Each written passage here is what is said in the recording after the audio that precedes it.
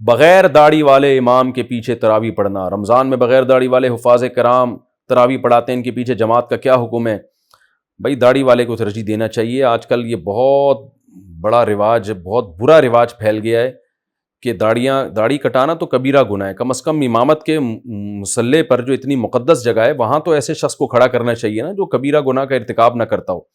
نبی صلی اللہ علیہ وسلم نے فرمایا خالف الیہود والنصارى، یہود اور نصارہ کی مخالفت کرو، اعفوا اللحیٰ، داڑھی بڑھاؤ۔ تو تورات میں آج تک لکھا ہوا ہے کہ موسیٰ علیہ السلام کو اللہ نے کوہ طور پہ بلا کے کہا کہ اپنی قوم کو کہہ دیں کہ داڑھی نہ کٹائیں، اس کی وجہ سے یہودی بھی اب تک داڑھی رکھتے ہیں۔ تو یہودیوں سے عبرت حاصل کر لیں کہ انہوں نے اپنی تورات پر داڑھی کے معاملے میں عمل کیا ہوا ہے۔ آپ دیکھیں یہودیوں کے جتنے مذہبی اسکالرز ہیں وہ بڑی بڑی داڑھیاں ہوتی ہیں ان کی، مسلمانوں کے مذہبی اسکالر اتنی اتنی داڑھیاں۔ تو کیا آپ کی بات میں لوگ اثر ہوگا؟ لوگ کہیں گے خود تو عمل کر نہیں رہے، ہمیں بیٹھ کے سمجھا رہے ہیں۔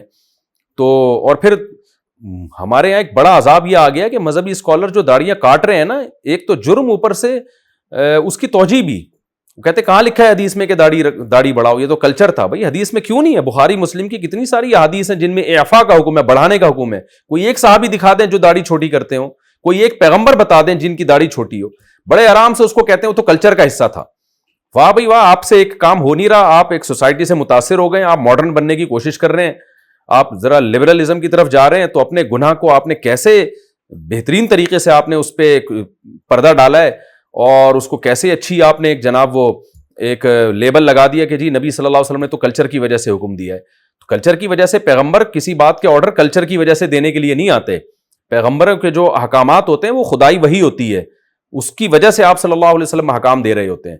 تو آپ سے اگر ایک کام نہیں ہوتا آپ توبہ کریں، اب لوگوں کو بتائیں کہ بھئی میں گناہگار ہوں، میں مانتا ہوں داڑھی بڑھانا لازم ہے۔ ڈاکٹر محمود غازی رحمۃ اللہ علیہ اسلام آباد یونیورسٹی کے پروفیسر تھے، اور اللہ ان کو کی مغفرت فرمائے، بڑے زبردست عالم تھے، بہت اللہ نے علم دیا، تقویٰ دیا، لیکن ایک بات تھی وہ داڑھی چھوٹی تھی ان کی، لیکن وہ کہتے تھے برملا کہ بھائی میرا یہ جرم ہے، میں مانتا ہوں۔ ان کی مجھے یہ بات بڑی اچھی لگتی تھی، وہ کہتے تھے میں داڑھی چھوٹی کرتا ہوں لیکن میں اس پہ کوئی لیبل نہیں لگاتا، میں اس کو جائز نہیں قرار دیتا، یہ بالکل ناجائز ہے۔ میں دعا کرتا ہوں اور آپ لوگ بھی دعا کریں اللہ مجھے پوری داڑھی کی توفیق دے دے۔ تو مجھے ان کا یہ عمل بڑا اچھا لگتا تھا کہ چلو ایک غلطی ہے، ان سے کوئی وجہ ہوگی، مصلحت ہوگی، نہیں رکھ پائے، مجھے نہیں پتا وہ مصلحت کیا تھی، لیکن کم از کم ایسا تو نہیں ہے نا کہ اپنی ایک عمل کی وجہ سے شریعت ہی کو چینج کر دیا ہو۔ تو آج بہت سے اسلامی اسکالرز ہیں، ان سے داڑھی نہیں رکھی جاتی پوری، تو سیدھے سیدھے کہتے ہیں بھائی اللہ کا حکم ہے، ہم نہیں کر پا رہے، ہم نے کب دعویٰ کیا کہ ہم 100% سچے پکے مسلمان ہیں، ہم کمزور مسلمان ہیں، تو یہ کہہ دیں وہ، لیکن یہ کہ چینج ہی کرنا شروع کر دیا کہ جی کہاں ہے اسلام میں داڑھی۔ بعض لوگ یہ کہتے ہیں کہ کیا پورا اسلام داڑھی میں ہی ہے، کیا تمہیں داڑھی کے علاوہ کچھ نظر نہیں آتا؟ تو ہم نہیں کہتے پورا اسلام داڑھی میں ہے، لیکن پورے اسلام میں داڑھی بھی ہے بہرحال۔ تو اس لیے جو تراویح میں ہے نا، ایسے امام کو ترجیح دینی چاہیے جو مکمل داڑھی ہو، جس کی اس کی ایک برکت ہوتی ہے، آپ اس کو اپنا نمائندہ بنا رہے ہیں نماز میں، وہ گویا آپ کا پیغام، آپ کی جو دعا ہے سورہ فاتحہ میں جب وہ فاتحہ پڑھتا ہے تو آپ کی طرف سے پڑھتا ہے نا، وہ ایک نمائندہ بن کے اللہ سے بات کر رہا ہے۔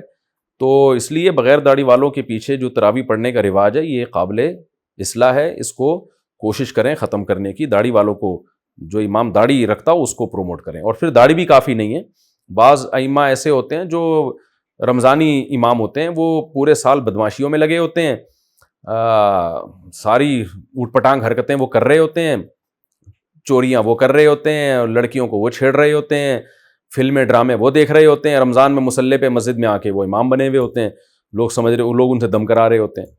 تو یہ بھی غلط ہے، ایسے امام کو چاہیے بھائی اپنی گھر میں نماز پڑھا لے تو، ٹھیک ہے نا، اپنی یہ قرآن مکمل کر لو۔ ہم ان کو یہ تو نہیں کہتے کہ قرآن مکمل نہ کریں، لیکن مسجد میں مصلی پہ بہرحال اس کا خیال کرنا چاہیے کہ ایسے شخص کو امام بنائیں جس پہ لوگوں کو اعتماد ہو، اس میں تقویٰ ہو، اس میں کچھ صورت اور سیرت سے وہ شریعت کا پابند لگتا ہو، کیونکہ اس کے اثرات پھر مقتدیوں میں جاتے ہیں اور نماز کی برکتیں زیادہ حاصل ہوتی ہیں۔ صحابہ کیوں اس کا خیال کیا کرتے تھے کہ ہم پیغمبر کے پیچھے نماز پڑھیں؟ کیونکہ امام جتنا مقدس ہوگا نماز بھی اتنی ہی جاندار ہوگی۔